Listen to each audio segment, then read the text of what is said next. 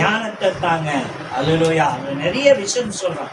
ஜனங்கள் திரளா இருக்கிறாங்க, நானும் சின்ன பையனா இருக்கிறேன் அப்படின்னு சில இடங்கள்ல சொல்லப்பட்டிருக்கு. அல்லேலூயா. இவர்களை வழி நடத்த எனக்கு என்ன செய்யுங்க, ஞானத்தை தாங்கன்னு சொல்றேன். அல்லேலூயா.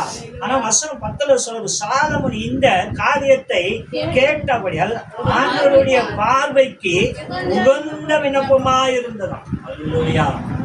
அப்படின்னா நம்ம கேட்கிற விஷயம் இருக்குல்ல, அல்லேலூயா, அது ஆயத்தத்திற்கு உரியதா இருக்கும். அல்லேலூயா. ஆமென். அல்லேலூயா.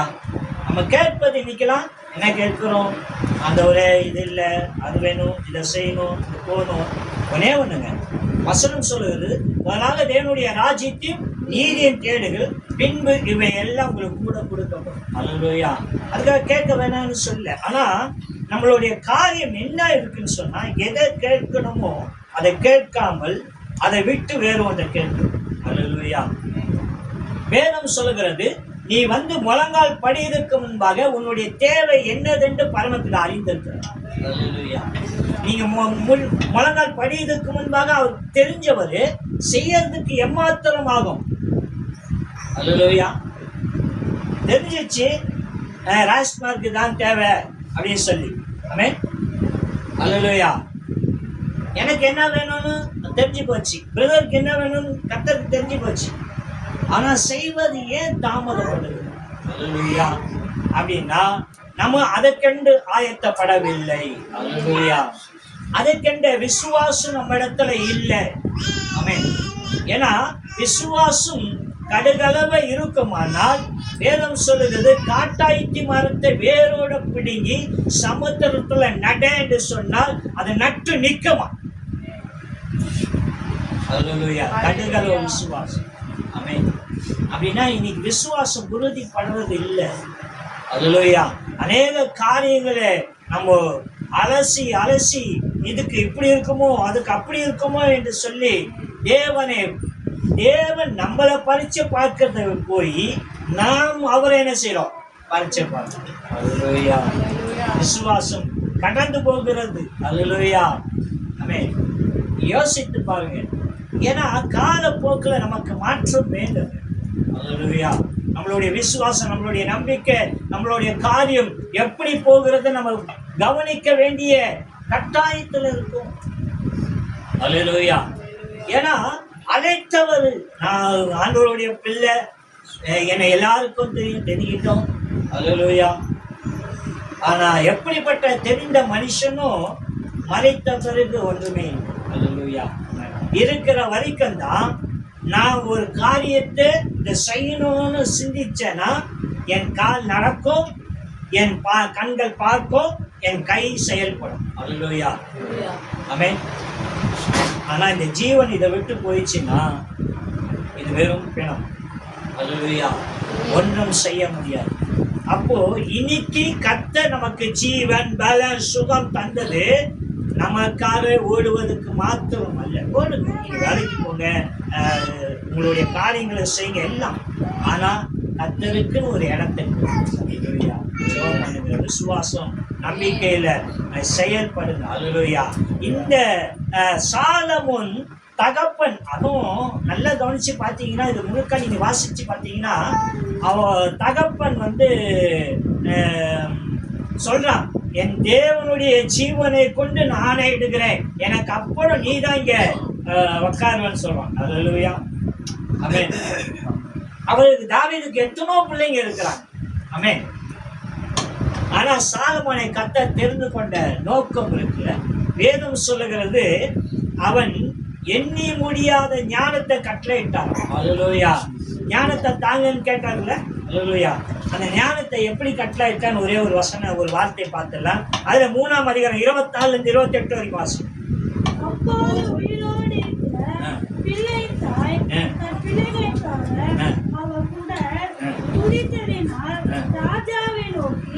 ஐயோ என் ஆண்டவனே, நீ உயிரோடு இருக்கிற பிள்ளை கொல்ல வேண்டாம், அதை அவளுக்காக கொடுத்து விடும் என்றார்.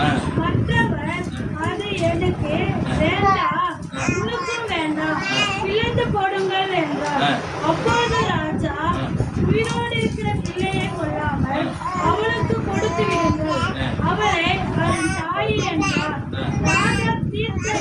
நியாயத்தை இஸ்ரவேலர் எல்லாரும் கேள்விப்பட்டு நியாயம் விசாரிக்கிறதுக்கு தேவன் அருளிய ஞானம் ராஜாவுக்கு உண்டு என்று கண்டு அவனுக்கு பயந்தார்கள். ஆமென். அல்லேலூயா. ஒரே வீட்டுல 2 பேர் பிள்ளை பெற்றார்களாம். அல்லேலூயா.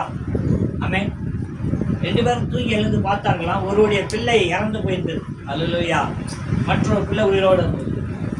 இறந்து போனவங்க என்ன செஞ்சாலாம், தான் பிள்ளையை கொண்டு போய் அவளுக்கு கொடுத்துட்டு அவ பக்கத்துல கொடுத்துட்டு அவ குழந்தைய எடுத்து வந்து இவ பக்கத்துல வச்சுக்கிட்டான். அல்லேலூயா. வச்சுக்கிட்டு என்ன சொன்னாலாம், இது ஏன் பிள்ளை அப்படின்னு சொன்னாலாம். ஆனா செத்து போய் இருக்கிற பிள்ளைய பார்த்த உயிரோடு இருக்க பிள்ளையுடைய தாய் பார்த்தோன்னே முகத்தை உத்து கவனிச்சாலாம், அது என் பிள்ளை இல்லைன்றத முடிவு பண்ணிட்டாலாம். அல்லேலூயா. அப்போ அவர்கிட்ட சண்டை போடும்போது 2 பேரும் ராஜா இடத்துல வராங்க. ராஜா இடத்துல சாலமோன் இடத்துல வராங்க. சாலமோன் இடத்துல சொல்றாங்க, இது ஏன் பிள்ளை ஏன் பிள்ளை அப்படின்னு 2 பேரும் சண்டை போடுறாங்க. சாலமோன் என்ன சொல்றான், இப்ப 2 பேருக்கும் ஒரு குழந்தைய எப்படி கொடுக்கறது, அதனால 2ஆ வெட்டி பாதி அவளுக்கும் பாதி இவளுக்கும் கொடுங்க அப்படின்றான். அல்லேலூயா. ஆனா அந்த தாய் பெறாத பெண் என்ன சொல்றா, ஆமா 2 பேருக்கும் சமமா கொடுங்க அப்படின்றா. ஆனா உண்மையான தாய் சொல்றா, இல்ல இல்ல வேணாம் வேணாம் குழந்தைய வெட்டாதீங்க இருக்கட்டும் அப்படின்றா. அல்லேலூயா. அப்ப ராஜா சொல்றாரு, அவ இல்ல இவதான் உண்மையான தாய். அல்லேலூயா. ஒரு நியாயம் விசாரிக்கும் போது அவனுக்கு வந்த ஞானம், இவன் கர்த்தரிடத்துல என்ன கேட்கிறான், ஆண்டவரே இந்த ஜனங்களை வழி நடத்த எனக்கு என்ன வேணும், ஞானம் வேணும் அப்படின்றான். அல்லேலூயா. எடுத்தோன்னா வருது ஒரு விஷயம். அல்லேலூயா. ஒரு குழந்தைய 2ஆ வெட்டணும்ன்ற மாதிரி. அல்லேலூயா. ஆனா அவன் ஞானமா செயல்பட்டானான். இந்த தாய் பெற்ற தாய் இல்லாமல் வேற ஒருத்தி குழந்தை செத்து போச்சு. அந்த அவ சொல்றா, ஆமாம்மா அந்த குழந்தைய 2ஆ போடுங்கன்றா. ஆனா பெத்த தாய் சொல்றா, என் பிள்ளை என்கிட்ட இல்லைனாலும் பரவாயில்ல, உயிரோட இருந்தா நலமா இருக்கும். அல்லேலூயா. ஆமென். அதுதாங்க ஞானம். அப்போ ராஜாவுக்கு தெரியுது, பெத்தவளுக்கு மாத்திரம்தான் அந்த குணம் என்ன இருக்கும், தான் பிள்ளை உயிரோடு இருக்கணும்னு தோணும் அப்படின்னு சொல்லி அந்த குழந்தைய அவன் கையில கொடுத்தாங்களாம். அல்லேலூயா. அப்படின்னா தேவன் அழைத்தவர், உனக்கு வாக்குத்தத்தம் கொடுக்கிறவர், அதை செய்து முடிக்கிற தேவனாக. அல்லேலூயா. இந்த ராஜா கேட்டது என்னன்னா, ஆண்டவரே இந்த ஜனங்களை, நான் சின்ன பையனா இருக்கிறேன், இந்த ஜனங்கள் திரளாய் இருக்கிறாங்க, இவங்களை வழி நடத்த எனக்கு ஞானம் வேண்டும் என்று கேட்டார். அல்லேலூயா. ஆனா கீழே பார்த்தீங்கன்னா ஞானத்தோடு சேர்ந்து சகலத்தையும் தந்தாராம். ஒரு சமாதானத்தை தந்தாராம். அவனுக்கு முன்பாகவும் அவனுக்கு பின்பாகவும் இப்படிப்பட்ட ஆட்சி ஒருவரும் ஆண்டது இல்லையா. அல்லேலூயா. யுத்தமே இல்லாம ஒரு அரசாண்டார்களாம். மற்ற நாட்டினுடைய அதிபதிகள் வந்து இவனுடைய ஞானத்தை கண்டு பொன்னும் பொருளும் அள்ளி குவித்தார்களாம். அப்படின்னா நீ கேட்பது நியாயமா இருந்தால், அல்லேலூயா, நீ கேட்டு கொள்வதற்கு மேல கர்த்தர் செய்கிறவர். அல்லேலூயா. நீ நினைப்பதற்கும் வேண்டுவதற்கும் அதிகமா செய்கிற தேவன். அல்லேலூயா. சாலமோனுக்கு செஞ்சார்களா இல்லைங்களா? அல்லேலூயா. அவன் கேட்டதுக்கும் கேட்கிறதுக்கு மேலாக கர்த்தர் செய்வார். அல்லேலூயா. அப்படின்னா அழைக்கப்பட்ட நீ தெரிந்து கொள்ளப்பட்ட இடத்துக்கு போவதற்கு உனக்கு தேவையான தேவ ஞானம் வேணும். அல்லேலூயா. நான் ஓடுகிற ஓட்டத்துல நான் யாரை வேணா பிரியப்படுத்தலாங்க. நான் போன வருடமோ அதுக்கு முந்தின வருடமோ ஒரு வாக்குத்தத்தம் போட்டோம். என்னன்னா, மனுஷனுக்கு பிரியமா நடக்கிறத காட்டிலும் கர்த்தருக்கு பிரியமா நடப்பது நலமாயிருக்கும். அது வசனம் எனக்கு கரெக்டா சொல்ல வரல அந்த வார்த்தை. அல்லேலூயா. ஏன் இதை சொல்றேன் அப்படின்னு சொன்னா, மனுஷனை பிரியப்படுத்துறது அது அன்னைக்கு காரியம், அது நிமித்தம் ஒன்றும் செய்து முடிக்க முடியாது. ஆனா கர்த்தருக்கு பிரியமா ஒரு விஷயத்தை செய்ய ஆரம்பிச்சோம்னா அநேக ஜனங்கள் கர்த்தருடைய பார்வையில நலமா இருப்பாங்க. அல்லேலூயா. நான் நிறைய நேரங்கள் கடினமான வசனங்களை குறித்து பிரசங்கிக்கிறேன். என்ன ஒரு சில ஊழியக்காரங்க கேட்டாங்க, ஏயா உங்களுக்கெல்லாம் ஆசீர்வாதமான வசனம் தெரியாதா அப்படின்னு. ஆமா தெரியும். நான் ஒரு வசனம் எடுக்கிறேன், இன்று முதல் நீ ஆசீர்வதிக்கப்படுவாய் அப்படின்னு கேட்டீங்க. அல்லேலூயா. போனவன உங்க ஆசீர்வாதம் உங்க வீட்டாண்ட நிக்குதான்? அல்லேலூயா. எப்படி நிற்கும்? உபாகமம் எடுத்து வாசிச்சீங்கன்னா ஒரு ஆசீர்வாதம் உங்களுக்கு வரணும் என்று சொன்னால் அந்த ஆசீர்வாதத்துக்கு நீங்கள் ஆயத்தப்படுகிறது எவ்வளவு அவசியம் என்று வேதம் சொல்லுகிறது. அல்லேலூயா. அதுக்கு தான் நான் அடிக்கடி ஒரு எக்ஸாம்பிள் சொல்லுவேன். ஒரு 30 ரூபா கொடுத்து வாங்குற பால், 1/2 லிட்டர் பால் காசு இருக்கிற பாத்திரமானது 4 வேலுக்கு விலைக்கு 2 தண்ணியில அலசி 3வது தண்ணியை கொஞ்சம் கொதிக்க வச்சு சுடு தண்ணியில ஒரு அலசி ஊற்றி அதுக்கப்புறம் பாலை ஊற்றி என்ன செய்யறோம்? காசுறோம். என்ன? பால் கெட்டு போயிடக்கூடாது இல்ல, பால் காசுற பாத்திரத்துக்கு மட்டும்தான் அவ்வளவு முக்கியத்துவம் கொடுக்குறோம். ஆமே. ஒரு ஆடை வாங்கி சமைக்கிற ஒரு பாத்திரத்தை கூட அப்படி பார்க்க மாட்டோம். ஒரு ஆடுனா 5000 ரூபாய் 10,000 ரூபாய் கொடுத்து வாங்குற ஆடை தண்ணியை லைட்டா ஊற்றி அண்டாவை அப்படி கவுத்து கறியை அதை கொட்டி வேக வச்சிருவோம். 30 ரூபா பாலுக்கு 30 தடவை பாத்திரத்தை கழுவுறோம். ஏன்? பால் கெட்டு போயிடும். அப்படின்னா தேவனுடைய பார்வையில நீ ஒரு பாத்திரமா இருக்கிறாயே, கர்த்தருடைய வார்த்தையை சுமக்கிற மகளா இருக்கிறாயே, உன்னுடைய கண்கள் எப்படிப்பட்டதா இருக்கணும்? உன்னுடைய நடைகள் எப்படிப்பட்டதா இருக்கணும்? உன்னுடைய செயல்கள் எப்படிப்பட்டதா இருக்கும்? உனக்கான நலமா இருக்கலாம். உன்னுடைய நேரங்கள் எல்லாம் கர்த்தருடைய கரத்திலிருந்து உனக்கு கொடுக்கப்படுகிறது. நான் சமீபத்தில் ஒரு காரியங்களை உணர்ந்தேன். என்னன்னா சரீரம் சில காரியங்களை பலகீனப்பட்டுக்கிட்டே இருந்தது. இப்ப கர்த்தரிடத்துல கேட்ட, ஆண்டவரே, ஒருவேளை எனக்கு கொடுக்கப்பட்ட நாட்களை நான் பயன்படுத்தாம விட்டு விட்டனோ, ஆமென், இனி நான் பயன்படுத்த விரும்புகிறேன், இனி நாட்களை வீணடிக்க விரும்பல, ஆமென், பிரயாசப்பட்டேன். அல்லேலூயா. இப்ப கூட இந்த பெட்ரோலை குறித்து ஒரு பொருளை கிளம்பிக்கிட்டே இருக்கு, கிடைக்காது. அதுக்காக நான் போக வேண்டிய ஊழியத்துக்கு போகாம இல்லை, போயிட்டு வந்தேன் வெள்ளிக்கிழமை. ஆமென்.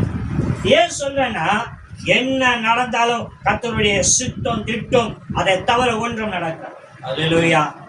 அப்ப தேவனுடைய அழைப்புக்கும் தெரிந்து கொள்ளப்பட்ட இடத்துக்கும் நீ ஆயத்தப்படுவதற்கு உன்னுடைய கவனம் அவசியம்.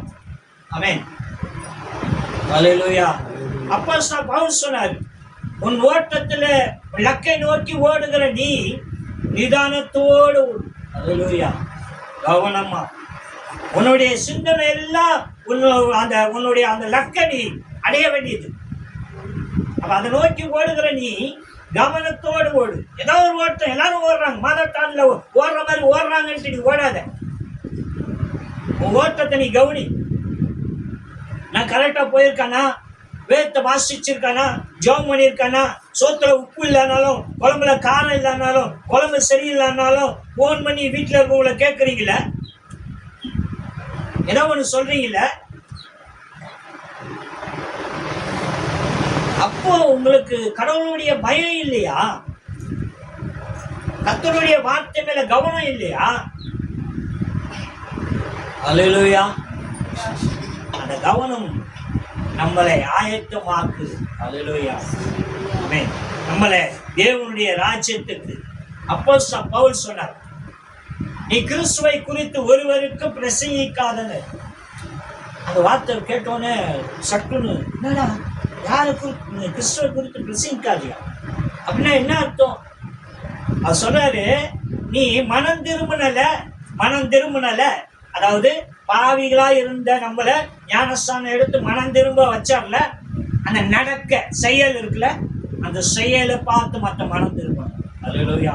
நிச்சயமா இந்த காலத்துக்கு அது சாத்தியமான்னு தெரியல. அல்லேலூயா.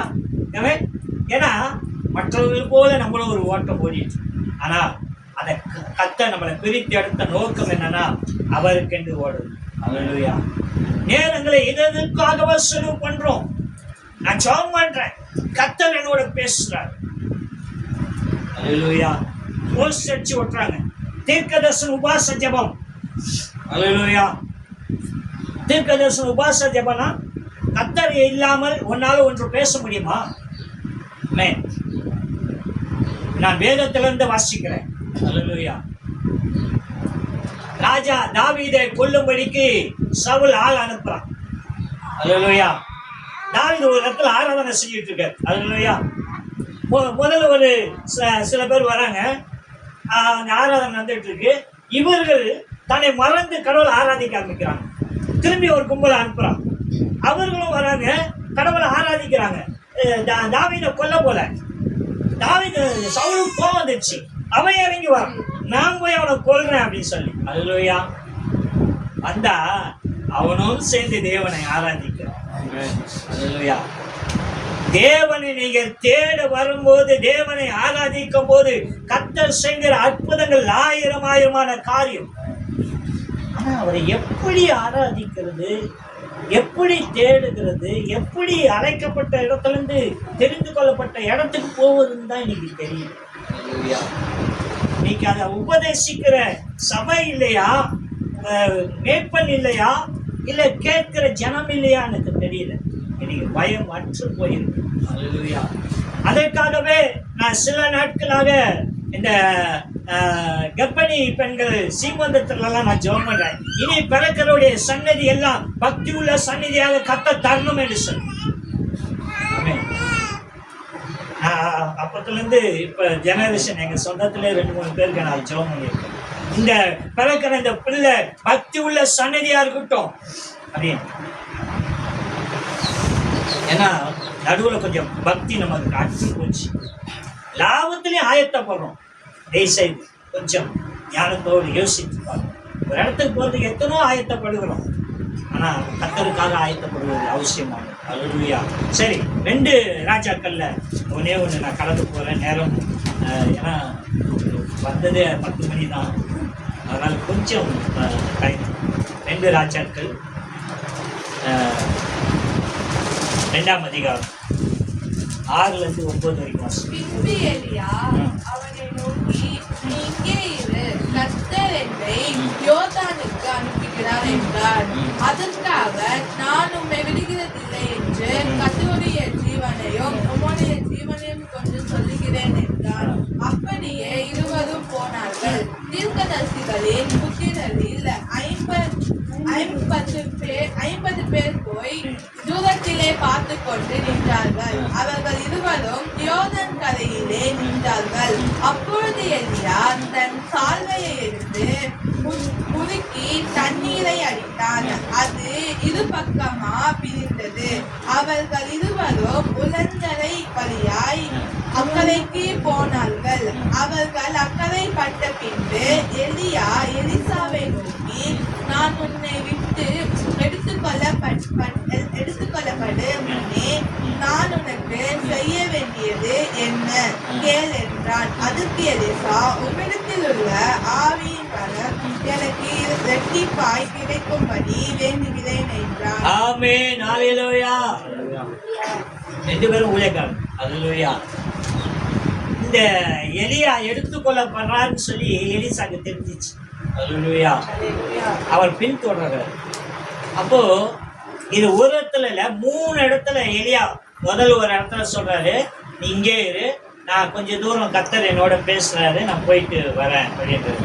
அவர் சொல்றாரு, இல்லை இல்லை, நான் உன்னை விட்டு விலகுவது இல்லைன்னு சொல்லி உங்களோட ஜீவன் மேலேயும் கர்த்தருடைய ஜீவன் மேலே ஆணையிட்டு சொல்லியிருக்கிறேன் அப்படின்னு 3 இடத்துலையும் அவர் சொல்லிட்டு கூடவே போறாங்க. அப்புறம் தான் இங்கே 6ல் சொல்றாரு, அவன் இவனுக்கு தெரிஞ்சு. ஆனால் இதில் இன்னொன்று காட்டிங்கன்னா, ஒரு இடத்துலையும் சில தீர்க்கதரிசி சொல்கிறாங்க, இந்த மாதிரி உங்கள் ஊழியக்காரரை எடுத்துக்கொள்ள போகிறார் தெரியுமா அப்படின்னு சொல்லி. அதுக்கு எலிசா சொல்கிறான், எனக்கு தெரியும், நீங்கள் கம்முன்னு இருங்க அப்படின்றான். அப்படியே கூடி தான் 50 பேர் ஒரு இடத்துல நிற்கிறாங்க. அல்லேலூயா. இப்போ எலியா தெரிஞ்சு போச்சு, எலிசாவுக்கு தெரிஞ்சு போச்சு அப்படின்னு சொல்லி. அப்போ எலியா கூடவே கூப்பிட்டு போறான். அந்த சால்வை, அதுவும் நல்லா நீங்க கவனிச்சீங்கன்னா, எலியா சால்வை முறுக்கி தண்ணீர் மேல அடித்தானா அது 2ஆ பிளந்தனா. நம்ம பேசுறதெல்லாம் ஒரே ஒரு பிளவு குறித்து தான் பேசுவோம், இதை குறித்து பேச மாட்டோம். அவங்க 2 பேருமே உலர்ந்த தரையில நடந்தாங்க. உலர்ந்தனா காஞ்சி போன தரையில நடந்தாங்க சமுத்திரத்தில். அல்லேலூயா. அல்லேலூயா. அவர்கள் கடந்து அக்கறைக்கு போனார்களாம். அல்லேலூயா. அக்கறைக்கு போனார்களாம். ஆமென். எலியா சொல்றான், நான் எடுத்துக்கொள்ள போறேன், உனக்கு என்ன வேணும் அப்படின்னு. என்ன கேட்பான்? அது சொல்றான், நீ பெற்ற வரங்கள்ல டபுளா எனக்கு வேணும்ன்றான். ஆமென். அல்லேலூயா. டபுளா வேணும்ன்றான். அப்போ நான் எடுத்துக்கொள்ளும் போது என்ன அதாவது தவறாம என்னை உத்து பாரு, உனக்கு கிடைக்கும் அப்படின்றான். அல்லேலூயா. உண்மையாலே அவன் பேசி கொண்டிருக்கும் போது அக்கினிமயமான ரதமும் குதிரையும் வந்து அவங்களை 2ஆ பிரிச்சு எலியாவை தூக்கி மேலே போட்டு போறாங்களாம். எலிசா கீழே இருந்து பார்க்கலாம். அவன் அவன் சொல்றான், அக்கினியும் குதிரையுமானவரே அப்படின்றான். அல்லேலூயா. அப்போ ஒரு வரம் பெறணும் என்று சொன்னால் நமக்கு என்ன வேணும்னா கர்த்தரோட ஜெபத்துல போராடணும், கேட்கணும், ஆண்டவரே இது வேணும் அப்படின்னு. ஐயா இது எப்படியா பெற முடியும் அப்படின்னா, நான் உண்மையால சொல்றேன், நான் ரட்சிக்கப்பட்ட புதுசுலேயே நான் தேவ சமூகத்துல கேள்வி மட்டும்தான். இன்னைக்கு வாசிக்கிற பகுதி இல்லை. ஆனா அப்போவே நான் திடீர்னு 10 நாள் உபாசிப்பேன். 10 நாள் உபாசம். 10 நாள் உபாசனம் ஒருவேளை உபாசம் கிடையாது. 10 நாளும் எதுவுமே சாப்பிட மாட்டேன். இரவும் பகலும் 10 நாள் எதுவுமே சாப்பிட மாட்டேன். அப்படியே வெறும் தண்ணியை மட்டும் குடிப்பேன். 10 நாள் ஜெபம் பண்ணுவேன். 10ஆவது நாள் உபாசத்தை முடிக்கும் போது ஊழியக்கார இடத்துல போய் ஒரு காணிக்கை கொடுத்து ஜெபம் பண்ணி உபாசத்தை முடிப்பேன். இந்த 10 நாள் உபாசம் என்ன பண்ணிச்சு அப்படின்னு சொன்னா வழி வகுத்து காட்டிச்சு எனக்கு. அல்லேலூயா. முதல்ல அவர் ஜெபம் பண்ணும்போது சொன்னாரு, ஆண்டவரே மகனுக்கு வரங்களையும் கிருபைகளையும் தந்தீரு, உமக்கு நன்றி அப்படின்னு சொன்னார். அல்லேலூயா. 2வது தடவை போகும்போது இந்த உலக ஜனத்துக்கும் தன் வீட்டாருக்கு மத்தியிலிருந்தும் மகனை பிரித்து எடுத்தீரே, உமக்கு நன்றின்னு சொன்னார். என்ன நடந்ததுன்னா, என் வீட்டாரும் உலக ஜனங்களும் என்னை எதிர்த்தார்கள். அன்னைக்கு பெண்டிகாஸ்னா சாட்சி நகர்ல யாருக்குமே பிடிக்காது. அவங்க ஆட்சிக்காரர் அப்படியே கீழேருந்து மேலே மட்டும் பார்த்து ஒரு மாதிரி முறைப்பாங்க. நான் அந்த பகுதியில் போய் அநேக பிரதர்ஸுங்க, அதாவது இன்ஜெக்ஷன் பண்ணிப்பாங்க, போதை ஊசி போட்டுப்பாங்க. அவங்களெலாம் ஆண்டவரை பற்றி சொல்லி கொண்டு வந்து சபையில் சேர்த்தேன். அதில் இப்போ ஊழியக்காரங்களாக இருக்கிறாங்க சில பேர். அல்லேலூயா. அப்போது அப்படி மாற்றினேன். 2வது தடவை ஜெபம் சொன்னார், இந்த இடத்துல இருந்தெல்லாம் விரோதங்களை மாற்றி மகனை ரட்சித்தீரே, நன்றி சொன்னார். அல்லேலூயா. 3வது இடத்துல சொன்னார், 3வது தடவை உபாசம் பண்ணும்போது, ஆண்டவரே எங்கேருந்து உபத்திரம் வரக்கூடாதோ அங்கேருந்து வருகிற இந்த உபத்திரத்தை மேற்கொள்ளும்படிக்கு மகனுக்கு அதிகாரம் கொடுங்கன்னு சொன்னார். அல்லேலூயா. ஆமென். இப்போ நான் கேட்கிறேன், எங்கேருந்து வரும் உபத்திரம் அப்படின்னு? யாரு ஜெபம் பண்ணாரோ அவர் இடத்துல இருந்து ஏன் சபை நீ வெளியே போனார். அல்லேலூயா. மாஸ்டருக்கு பிரியமான சிஷ்ய பிள்ளை. வேலைக்கு போயிட்டு வர நேரத்தோட சபையில் தான் என் நேரம் இருக்கும். காலையிலையும் இரவு நேரையிலையும் பாஸ்டருக்கு என்ன வேணும், ஏதா வேணும் அப்படின்னு கவனித்து கடைக்கு போய் செயல்பட்டு எல்லாம் பண்ணுவேன். அவர் வெளியே வந்தாங்கன்னா செருப்பு எடுத்து போடுவேன். ஊழியக்காரம் அதிகத்தே பெரிய விஷயம். கனம் செய்தேன், கடவுளுக்கு அத்தபடி மனுஷன் அப்படின்னு. அவர் செய்த ஒரு காரியத்தை கேட்டேன், நீ வெளியே போவது ஏன் சபைன்ட்ட மன கசந்த. ஆண்டவரிடத்துல வெளியே வரும்போது கேட்டேன், நாவலை சுவாசம் உள்ள மனுஷனை பார்க்கலும் நம்பர்களை பார்க்கலும் தேவன் மேல் பற்றுதலா இருப்பதை நலம் என்று சொன்னார். கடந்து வந்தேன், கர்த்தரை பற்றி கொண்டேன், தேவனுடைய பணியை வெளியே வந்து செய்ய ஆரம்பிச்சேன். தேவனுடைய சித்தம் தீர்மானம் எல்லாம் நிறைவேறினது. கர்த்தர் அன்னைக்கு எந்த ஊழியக்காரை கொண்டு கர்த்தர் சொன்னாரோ அந்த வரங்களையும் பெற்று இன்னைக்கு ஆமென் தேவனுடைய பிள்ளையார். அல்லேலூயா. இன்னைக்கு விசாசு ஓட்டுகிற வரங்கள் பெற்ற ஊழியக்காரங்க கம்மி. அல்லேலூயா. கர்த்தர் எங்களுக்கு அந்த வரங்களை தந்திருக்கிறார். அல்லேலூயா. அந்த அவர் தரத்திலிருந்து நாங்கள் வந்தோம். அல்லேலூயா. எங்களுக்கும் அந்த வரங்களை கர்த்தர் தந்திருக்கிறார். அல்லேலூயா.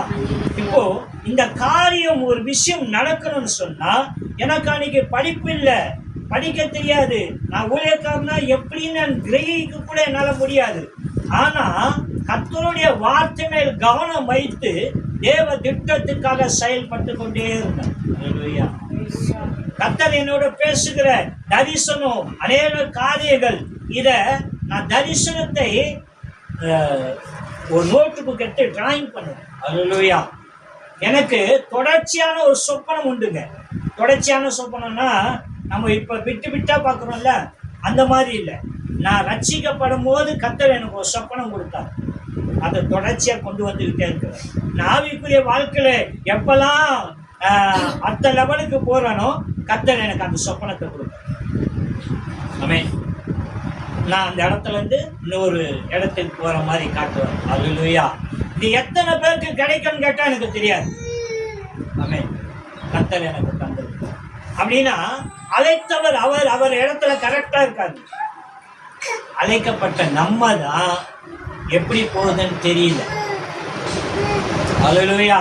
நேத்து ஜீவா ஸ்டேஷன்ல ஒரு ஆட்டு மந்தைய பார்த்தேன். அல்லேலூயா. முன்னாடி ஒருத்தன், நடுவுல ஒருத்தன், கடைசியா ஒருத்தன். அல்லேலூயா. நம்ம பெரம்பூர்ல இருந்து கொண்டு வந்து அப்படியே ஆத்தோட்டி கொண்டு போறாங்க. ஆமென். அங்கே தெரியும் இல்லைங்களா, எஸ் மாதிரி போவோம் பெண்டு. அங்கேருந்து கொண்டு வந்தாங்க. ஒருத்தன் அப்படியே தட்டினா, அந்த பெண்ட்லேருந்து அப்படியே போச்சு. அப்படியே திரும்பினா ஒருத்தன் நம்ம இந்த ரோடு வர்றதுக்கு முன்னாடி அங்கே ஒருத்தன் நின்று அப்படி தட்டினா, ஒரு ஆடு எங்கே போதோ பின்னாடி ஒரு ஆடு அது பின்னாடியே போயிட்டு, ஒரு ஆடு திசை திரும்பாமல் அது பாட்டு போயிட்டு. அந்த ஆட்டுக்கு இருக்கிற நிதானம் கூட அல்லேலூயா நீங்கள் கிறிஸ்தவர்களுக்கு கொஞ்சம் தப்பா எடுத்துக்காது. ஏன்னா நம்ம ஓடுகிற ஓட்டத்துல எங்க ஓடுகிறோம் தெரியாமல் ஓடிட்டு. அல்லேலூயா. அழைக்கப்பட்டவர் அவர், தெரிந்து கொள்ளப்பட்டவர் அவர். அந்த பாதைக்கு நம்ம போகணும்னா இந்த எலிசா எப்படி எலியாவை பின்தொடர்ந்து அந்த வரங்களை பெற்றுக்கொண்டானோ, அல்லேலூயா, கர்த்தர் இடத்துல நீங்க கேட்டு உங்களுக்கான எல்லா ஆசீர்வாதத்தையும் பெற்றுக்கொள்ளுங்க. ஏன்னா செய்ய அவர் காத்திருக்கிறார். அல்லேலூயா. அதை தேவையானதை தேவனுடைய கருத்தை நம்ம கேட்கணும். ஏன்னா வசனம் சொல்லுது, கேளுங்கள் அப்போது உங்களுக்கு கொடுக்கப்படும், தட்டுங்கள் அப்போது உங்களுக்கு திறக்கப்படும், தேடுங்கள் அப்போது கண்டறியும். அல்லேலூயா. நம்ம ஒரு பொருளை தொலைச்சிட்டோன்னா தேடினா தான் கிடைக்கும். இல்லை அது மாயமா வந்து என் கையில உட்காந்துருன்னு சொன்னா அது நம்பிக்கை இல்லை. அல்லேலூயா. தேடணும். ஒரு கதவு மூடி இருந்தா தட்டினா தான் திறக்கப்படும். அல்லேலூயா. நான் தட்ட மாட்டேன், நான் வந்து நின்றோன்னு. ஆனா இப்ப இருக்குது, இப்ப கேமரா வச்சிருக்கிறாங்க. அல்லேலூயா. கேமரா வச்சிருக்கிறாங்க, மைக் வச்சிருக்கிறாங்க. நீங்க போய் கேட்டாட்ட நின்றீங்கன்னா, ஹலோ யார் வேணும் உங்களுக்கு அப்படின்னு கேட்குறாங்க உள்ள இருந்து. நான் இன்னாரு இங்க வந்திருக்கிறேன் அப்படின்னு சொன்னா ஒரு பட்டன் தட்டினா கேட்டு தனாலே ஓப்பன் ஆகும். இதெல்லாம் வாழ்றதுக்கா போய் சேர்த்துக்கான்னு தெரியல வழி. அல்லேலூயா. அவ்வளவு சோம்பேறி ஆயிட்டான் மனுஷன். அல்லேலூயா. கையால அரைச்சி அம்மியில அரைச்சி சமைக்கும் போது எந்த நோயும் வரல. மிக்சியில கிரைண்ட்ல அரைச்சி சாப்பிடும் போது தான் நோய் வந்தது. அப்படின்னா நம்ம சோம்பல் தரவும் அதிகமாகிக்கொண்டே இருக்கும். அப்படின்னா நீங்க தேவனுடைய பிள்ளைங்க எப்படி இருக்கணும் என்று வேதாகமம் சொல்லுகிறது. அந்த வார்த்தைக்கு கீழ்ப்படிங்க. கொஞ்சம் வசனத்துக்கு தூரம் போனாலும் எல்லாரும் சொல்லுவாங்க. அதுக்காகவே நான் மென்னி முழுங்க வேண்டியதா. அல்லேலூயா. ஆனா ஒன்னே ஒன்று சொல்றேன், கர்த்தருடைய வார்த்தை பலப்படுது. அல்லேலூயா. உங்களை நித்தியமான ராஜ்யத்துக்கும் வசனம் சொல்லுகிறது. எருமையா 16 நினைக்கிறேன், 5:16 நினைக்கிறேன். வசனம் வழிகளில் நின்று பூர்வ பாதை எவை என்று கேட்டு தீர விசாரித்து நட, அவைகளால் உனக்கு நித்திய ஜீவன். நீங்க நடக்கிற வழி இருக்குல்ல, அந்த வழி நித்தியமான தேவனுடைய ராஜ்யத்துக்கு கொண்டு. அல்லேலூயா.